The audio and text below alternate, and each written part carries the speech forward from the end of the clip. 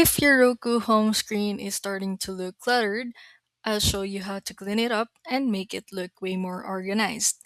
First, grab your Roku remote and go to the home screen. You'll see all your apps, also called channels, listed there.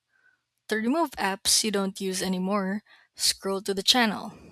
To remove apps you don't use anymore, scroll to the channel, press the star button on your remote, then select Remove Channel. This instantly clears it from your home screen and frees up space. Next, you can rearrange your apps to prioritize the one you use the most.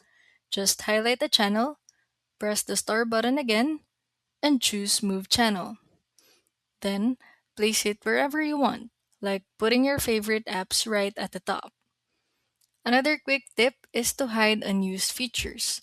Go to Settings, then Home Screen, and you'll see options like hiding the movie store, TV store, or other menu items you don't need. Turning this off makes your screen look cleaner right away. If you've added a lot of streaming services over time, it's also a good idea to keep only the ones you actually use. This makes navigating your Roku much faster. And lastly, give your device a quick restart after cleaning things up.